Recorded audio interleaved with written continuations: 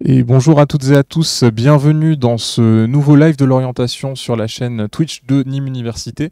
Donc aujourd'hui, on va présenter la filière psychologie de l'établissement.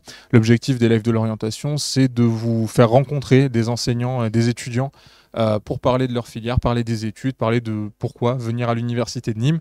Et du coup, aujourd'hui, on est entouré d'un plateau très fourni avec plein de gens. Bonjour à toutes et tous.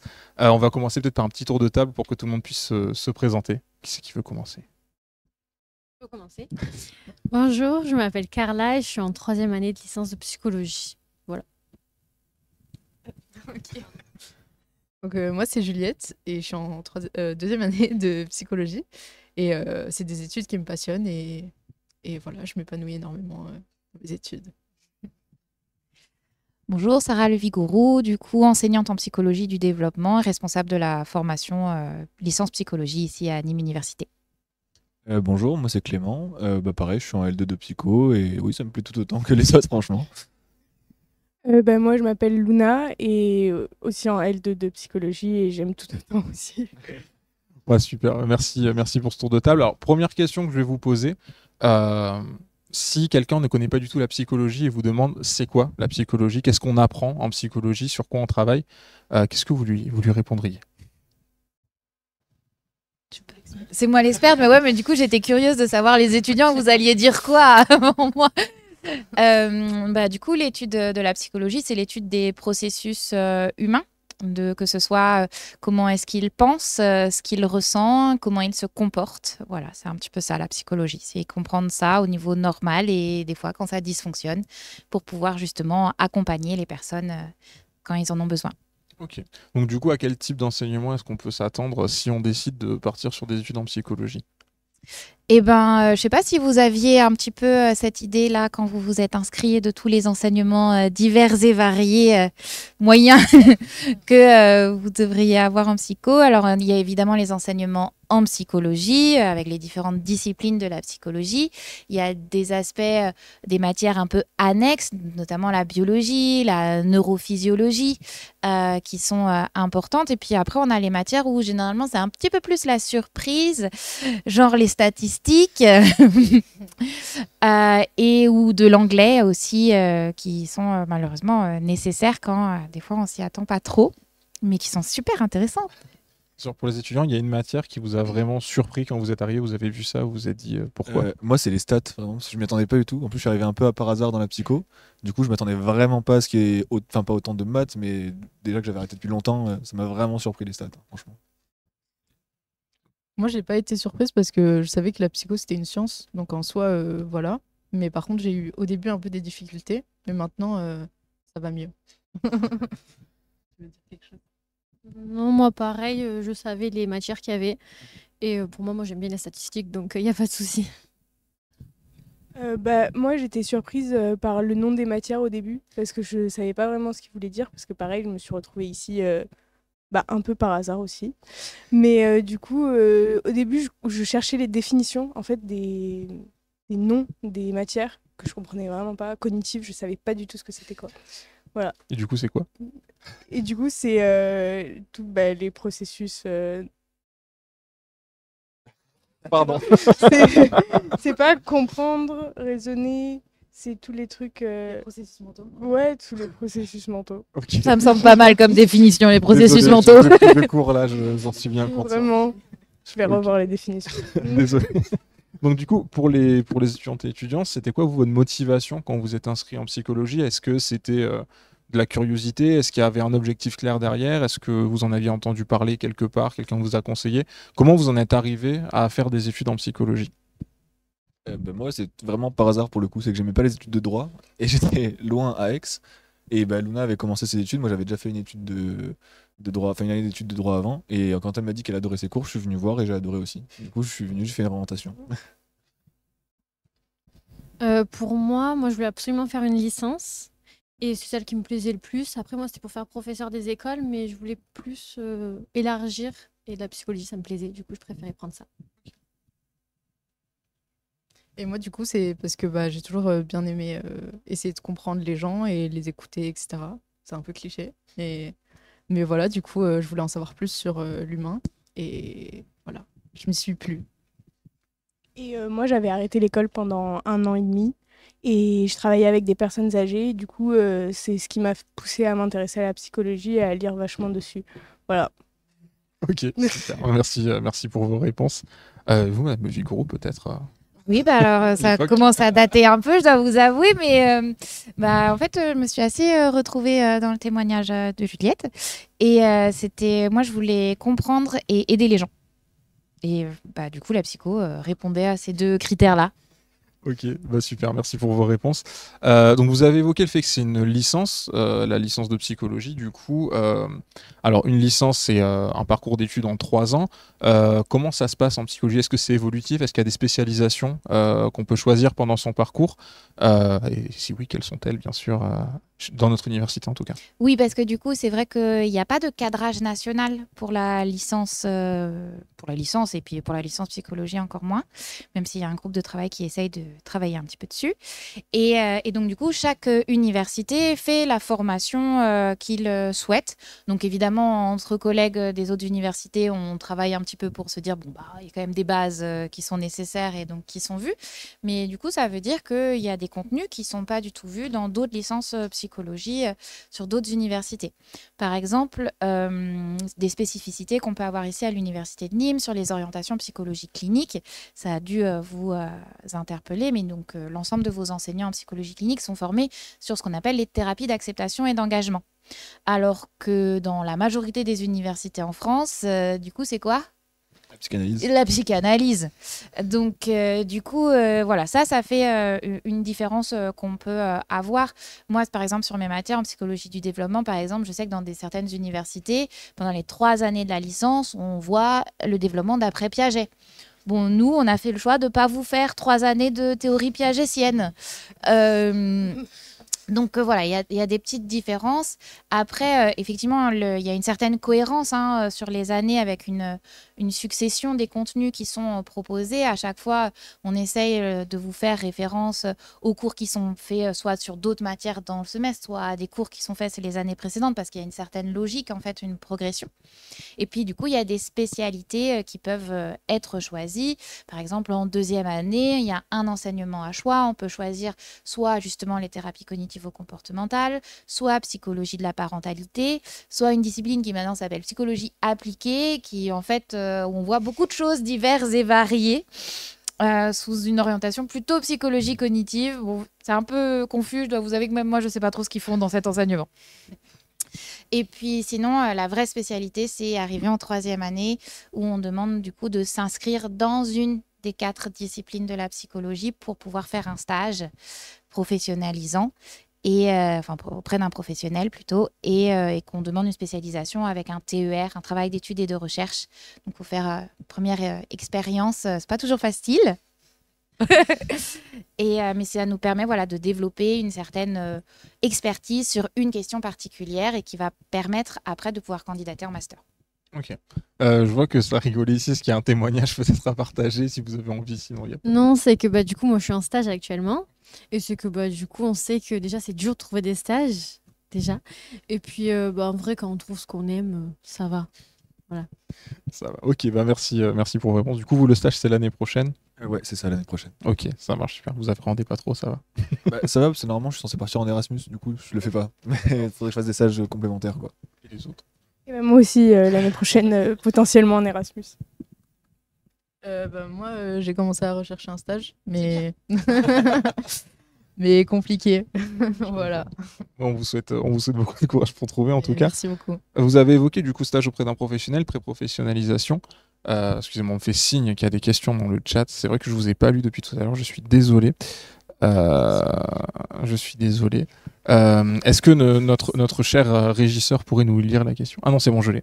On a donc Sacha Henry 243 qui dit: salut, ça a l'air super intéressant. Ok, qu'est-ce que c'est que ça? Non, c'est quelqu'un qui nous demande où voir la rediffusion. Pardon, excusez-moi, j'ai eu du mal à lire le message. La rediffusion sera disponible juste après le live du coup sur la chaîne Twitch de l'Université de Nîmes pendant 2 semaines et ensuite il y aura un upload sur la chaîne YouTube Nîmes Université. Donc voilà. J'ai perdu mon train de pensée. Oui, du coup, j'étais en train de parler, vous avez évoqué professionnalisation, pré-professionnalisation, stage auprès d'un professionnel. Quels sont les débouchés d'une filière psychologie et ou les poursuites d'études qu'on peut y avoir? Parce que moi, en tant que néophyte total, on me dit psychologie, je pense qu'on va devenir psychologue, mais j'imagine qu'il y a d'autres possibilités aussi quand même. Donc, et quelles sont les subtilités aussi? Parce que j'imagine qu'il n'y a pas qu'un psychologue. Non, évidemment, le métier de psychologue, c'est plein de métiers différents.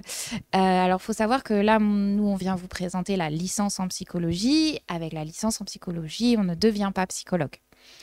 Pour devenir psychologue, il faut une licence en psychologie et un master.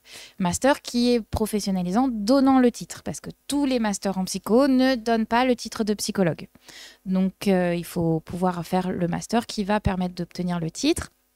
Même si aujourd'hui, la grande majorité des masters donnent le titre. Alors du coup, sur l'aspect formation en licence, la formation en licence, c'est pas une formation professionnalisante, donc elle permet pas d'aboutir à un métier, c'est finalement qu'une porte d'entrée. Par contre, c'est une super porte d'entrée, parce que du coup, si on veut continuer en psycho, et finalement, c'est nécessaire. Mais si on veut se réorienter, finalement, les contenus qu'on aura vus pendant 3 ans d'études sont absolument transférables à n'importe où on veut aller travailler. Donc, moi, je considère que même si on ne continue pas en psychologie, les 3 années d'études en psychologie ne seront jamais perdues. Elles seront toujours utiles, que ce soit professionnellement ou personnellement. Il y a toujours des richesses et de la compréhension à avoir là-dessus. Et puis après, du coup, ça peut être, comme par exemple Carla disait, pour devenir enseignant, sur des masters MEF, on a besoin d'une licence. Et donc, du coup, savoir comment fonctionne l'humain et il se développe, du coup, c'est plutôt pertinent. Après, c'est vrai qu'il n'y a pas autant de places en master qu'il n'y a de personnes diplômées à la suite de la licence.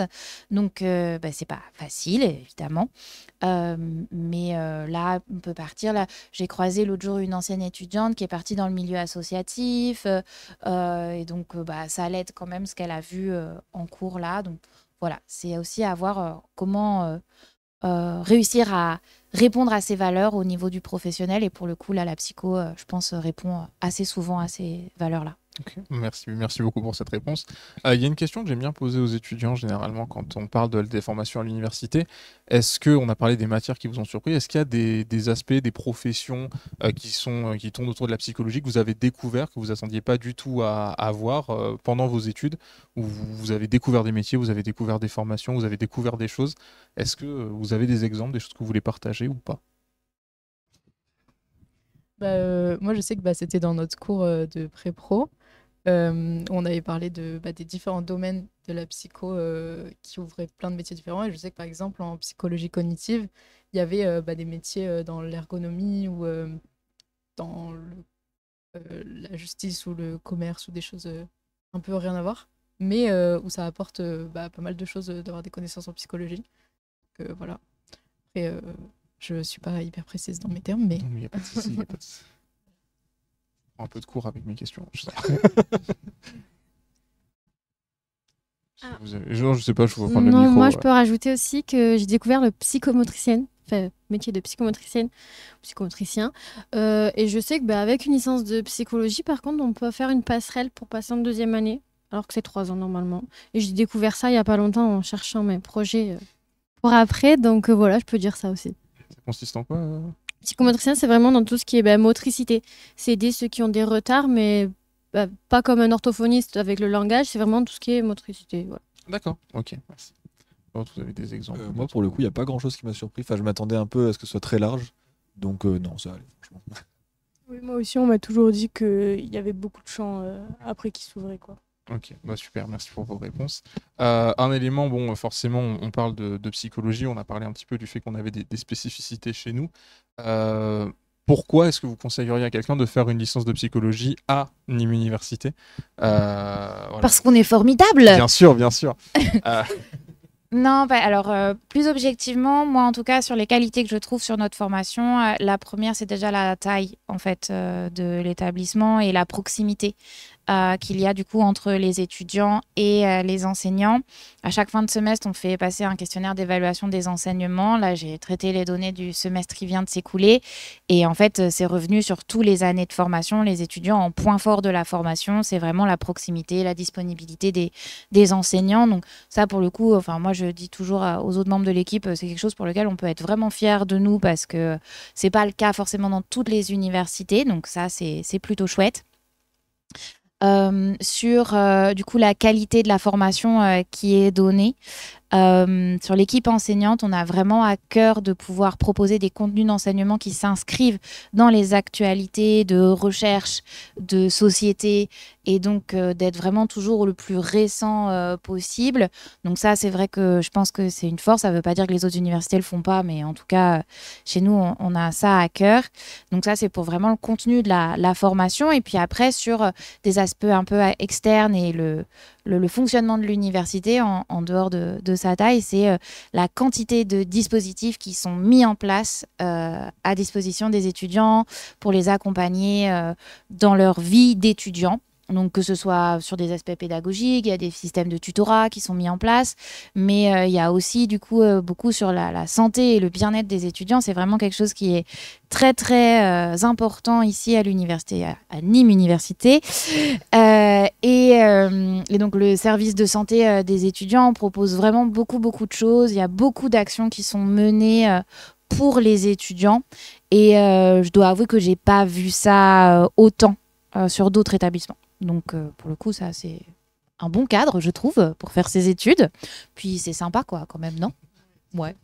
Dans les actions, je crois qu'il y a le Psytruck qui est là aujourd'hui, c'est ça, non? Que j'ai vu passer. C'est possible, ouais. Il me semble. Si jamais vous êtes curieux sur les actions qu'on a au niveau de notre service de santé, il y a un compte Instagram qui s'appelle santé.unim sur lequel on a toutes les actions qui sont publiées. Là aujourd'hui, Psytruck, ce sont des personnes du CHU, si je dis pas de bêtises, qui viennent pour proposer, répondre à des questions, proposer des accompagnements, rediriger éventuellement vers des professionnels qualifiés pour les questions que se posent les étudiants sur la santé psy. Et donc, tout c'est gratuit. Et tout est gratuit, bien évidemment. Ok, super, merci beaucoup. En tout cas, c'est vrai que le côté, on est une petite université, on le répète beaucoup.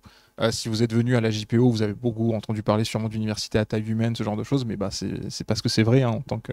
C'est vrai, et pour le coup, là où on est dans une société qui veut croître, toujours croissance, augmenter, pour le coup, moi je trouve que c'est très bien qu'on se dise non, mais en fait la qualité vient pas par la croissance, mais par simplement optimiser ce qui est déjà là, et ça, pour le coup, je pense qu'on essaye en tout cas de faire au mieux pour cet aspect-là. Totalement. Du coup, pour les étudiantes et étudiants, est-ce que vous avez eu une motivation particulière en venant à Nîmes? Est-ce que c'est parce que vous êtes du coin? Est-ce que vous avez vu quelque chose qui vous a plu dans la formation? Comment vous êtes retrouvés ici? Moi je peux commencer parce que du coup moi j'ai fait ma L1 dans une autre université, pardon. Et c'est vrai que j'ai voulu me réorienter du coup à la L2, mais ici parce que où j'étais avant, c'était justement trop grand. On était, comme Madame Le Vigourou l'a dit, moins proche avec les enseignants. Du coup, on pouvait moins discuter. Et même pour apprendre, c'est compliqué d'être 800, 900. C'est vraiment compliqué. Et là, je trouve que c'est beaucoup mieux. On a des petits groupes de TD. C'est vraiment beaucoup mieux. Même le lieu est beaucoup mieux. Et c'est plus proche de chez moi aussi. Voilà, c'est pour ça aussi. Moi, du coup, c'est parce que je suis d'ici de base, donc voilà. Mais après, je sais que j'avais postulé dans d'autres facs, et parce que elles étaient un peu réputées, etc. Et au final, je suis très contente d'être venue ici parce que j'ai appris plus tard qu'il y avait plusieurs approches en psychologie, etc. Et que la plupart étaient psychanalytiques.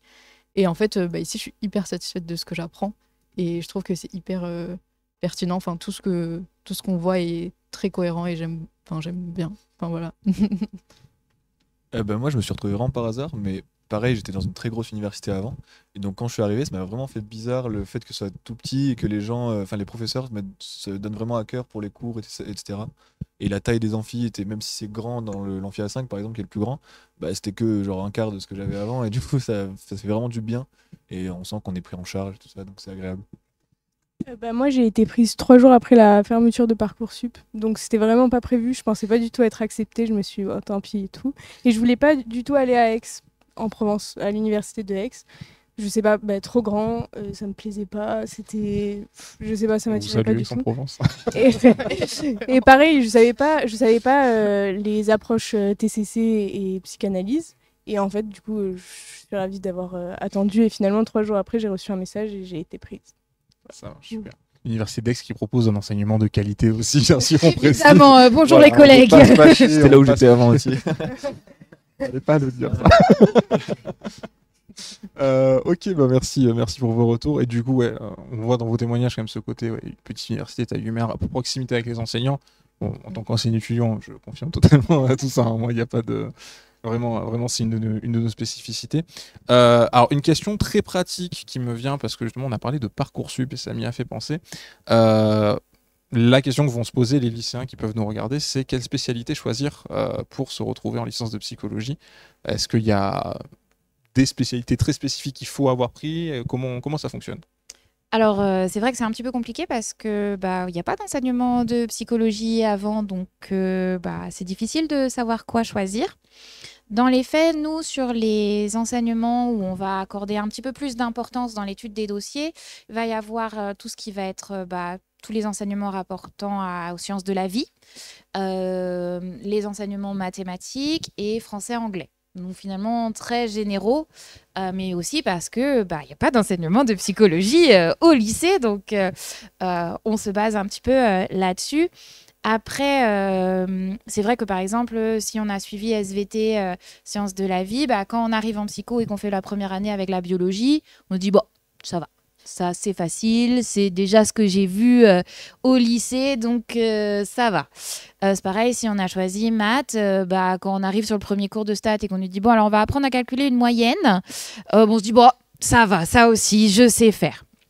Donc pour commencer la première année, c'est vrai que ça facilite parce que du coup, c'est des efforts, c'est du travail personnel qu'on n'est pas obligé d'orienter vers ces disciplines-là et qu'on peut réorienter vers d'autres matières. Après, de toute façon, nous, on sait très bien que nos étudiants, ils viennent d'horizons très, très différents. On a aussi beaucoup d'étudiants en reprise d'études. Et donc, l'idée, c'est en fait, on reprend les bases pour tout le monde. Donc, les enseignements sont prévus en disant, en fait, c'est comme si on repartait de zéro pour tout, mais c'est vrai que si on a pu s'entraîner sur d'autres enseignements généraux, anglais, stats, maths, SVT, ça aide un petit peu. Ok, merci du coup, parce que je sais que ça c'est la question qu'on nous pose beaucoup sur les salons et tout. C'est voilà, c'est. Si je peux me permettre. Ouais. Moi, je dirais beaucoup, SVT, parce que moi, je pense que ça m'aurait beaucoup aidé d'avoir SPSVT, parce que j'ai des grosses lacunes et que l'enseignement scientifique, je suivais pas du tout, etc. Et en fait, contrairement à une copine à moi qui avait SVT, elle est au top sur la neuro et tout, elle comprend tout et beaucoup plus d'habileté à comprendre. Et par contre, moi, j'avais pris anglais et je sais que là, ça m'aide beaucoup d'avoir pris anglais. Ça marche, merci. On peut essayer qu'il y a une question dans le chat, mais moi elle ne s'affiche pas, donc peut-être si Monsieur le régisseur peut nous la donner.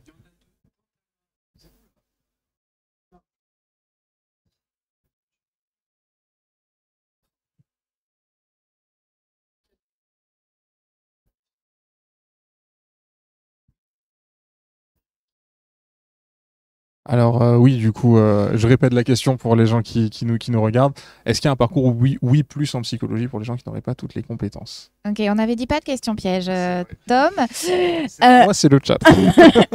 Alors, pourquoi c'est une question piège? Parce qu'en fait, jusqu'à présent, oui, on a le dispositif. Sauf qu'en fait, on a fait la demande pour arrêter le dispositif. On n'a pas encore la réponse. Donc, peut-être que l'année prochaine, il sera toujours mis en place. Peut-être que du coup, on aura une réponse favorable. Mais du coup, je ne peux pas vous dire ce qu'il en est pour l'année prochaine, si ce n'est que du coup, on a demandé à arrêter. D'accord. Bon, ouais, désolé pour la question. Du coup. Donc, voilà, on a parlé donc du coup de vos expériences ici à l'université. D'un point de vue vie étudiante, est-ce que vous avez des choses à dire? Est-ce que vous appréciez la vie étudiante? On est donc sur une petite université. Est-ce que vous participez à la vie associative de l'établissement? Qu'est-ce que vous conseilleriez ou ne conseilleriez pas à un étudiant qui vient faire ses études à Nîmes?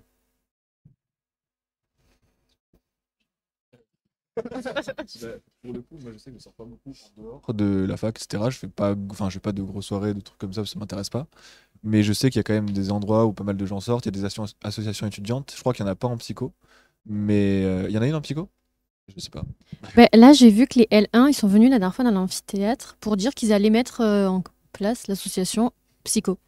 Alors en fait, il y en a une normalement, mais qui du coup apparaît, disparaît en fonction des années et des personnes qui se mobilisent en fait pour faire vivre l'association. Mais voilà, normalement, et du coup, elle s'appelle les Psycrocos. Mais du coup, je sais qu'il y a aussi d'autres associations, d'autres filières auxquelles on a accès facilement. Et même dans la fac, il y a pas mal d'événements, il y a des choses culturelles, il y a plein de choses qui se font. Et nous aussi, on est ambassadeurs étudiants, du coup, on participe beaucoup à la vie de la fac, aux événements, etc. Donc c'est assez intéressant, franchement. Moi, je conseille de s'inscrire au sport de la fac parce qu'ils sont super bien et c'est gratuit en plus, donc c'est vraiment génial. Moi, je sais que j'étais contente parce que je vois une sophrologue à la fac et elle est trop bien. Et aussi, il y a une assistante sociale qui a pu m'aider dans les temps durs. Et voilà. Ouais, donc oui, l'asso sportif, du coup, le SUAPS de l'établissement qui permet de pratiquer le sport gratuitement pour les étudiants et avec une adhésion à l'association, la possibilité de participer à des événements, des compétitions. Je crois que c'est 10 € l'adhésion, si je dis pas de bêtises, un truc comme ça. Donc voilà, avec plein d'activités qui sont proposées sur différents lieux de la ville de Nîmes. Je profite, je fais de la pub, ils ont un compte Insta, c'est SUAPS Nîmes. Donc, voilà. Et oui, des événements culturels, il y a des assos transfilières aussi maintenant qui sont créés, l'asso musique par exemple pour les pratiquantes et pratiquants. Et il y a aussi une asso artistique qui s'appelle Stellart, si je dis pas de bêtises, du coup qui est aussi transfilière. Donc voilà. Et oui. Et puis, si je peux me permettre aussi, il y a tous les événements un petit peu scientifiques Bien également sûr. qui sont portés par l'établissement. Donc, évidemment, au niveau national, il y a la fête de la science, où du coup, évidemment, l'université et les enseignants en psycho participent.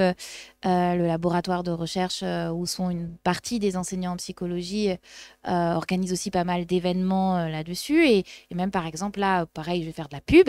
Le service de santé des étudiants organise le 5 mars prochain une conférence sur l'endométriose qui concerne quand même au moins une femme sur 10, donc une bonne partie de nos étudiantes. Voilà, donc c'était ma quart d'heure pub aussi. Non, bien sûr, bien sûr. Mais oui, événements culturels, il y en a plein, événements scientifiques. Activités. Il y a plein de cafés organisés autour d'un sujet en particulier ou d'activités. Voilà, où je sais qu'il y avait des trucs de lecture, enfin d'écriture, pardon. Voilà, des choses autour d'un domaine en particulier. Oui, les ateliers d'écriture qui étaient organisés avec le SSE, ouais, tout à fait. Et il y a aussi des événements organisés par la bibliothèque universitaire régulièrement. J'y pense parce que je regarde par là, elle est juste à côté de nous, l'entrée est juste là. Donc, voilà. Mais oui, donc on a plein d'événements qui sont organisés. Si vous êtes curieux et curieux des événements de l'université Nîmes, on a un site internet, unim.fr, sur lequel on partage toutes les actualités, les événements. Et il y a une matinale d'actualité tous les lundis matins sur la chaîne Twitch de l'établissement pour vous parler de l'actualité de la semaine. Donc j'en profite, je me fais de l'autopub. Donc voilà. Bah, écoutez, ainsi, on a pu faire déjà un bon tour de la question du coup de la psychologie à Nîmes. Est-ce qu'il y a des éléments qu'on a oublié d'aborder La fac est géniale, venez. La fac est géniale. Très, très belle en plus, puisqu'on est quand même dans un ancien fort. On est dans un ancien fort du XVIIe siècle, donc c'est assez riche aussi culturellement, avec des visites qui sont organisées. Je me permets parce qu'effectivement, quand j'ai passé le concours pour être recrutée ici, quand j'ai passé le Porsche, j'ai regardé, j'ai fait non, mais je pense que je voudrais bien être recrutée ici. C'est sympa, ça a l'air sympa. Si vous voulez découvrir le fort, derrière, il y a des visites qui sont organisées tous les ans pour les journées du patrimoine. Donc voilà, pour les Nîmoises et Nîmois, très belle visite sur ce magnifique fort. Avec la coquille Saint-Jacques à l'entrée, en haut du pont-levis, c'est magnifique. Bien restauré et tout. C'est ça, bien restauré. En plus, on a des amphis tout neufs, franchement, pas de raison de pas venir ici. Ouais. Je ferais mettre un peu vol sur les amphis. Non, mais voilà, on est là pour ça. Bah écoutez, merci beaucoup en tout cas pour votre participation, pour vos présentations, les réponses aux questions. Pour avoir des informations sur la licence psychologie, du coup, il y a le site de l'université où il y a le catalogue de formation. Effectivement, alors que justement, en plus, on va mettre à jour là pour pouvoir répondre au plus de questions possibles. Alors, je me permets du coup de faire une petite distinction parce qu'effectivement, il y a mon adresse mail sur la page de la formation. Moi, je réponds aux questions vraiment sur le contenu de la formation. Si vous avez des questions par rapport aux inscriptions, il faut contacter la scolarité. C'est pas moi. Il y a le mail aussi, je crois, de la Il y a scolarité, aussi donc, le mail de la scolarité, mais juste en dessous le mien. Du coup, je pense que je passe comme le contact prioritaire. Mais donc, s'il y a des questions sur le contenu de la formation et tout, il n'y a pas de souci, je vous réponds. Les inscriptions, je ne sais pas. Il faut aller voir la scolarité. Je peux pas. Ok, merci pour la précision.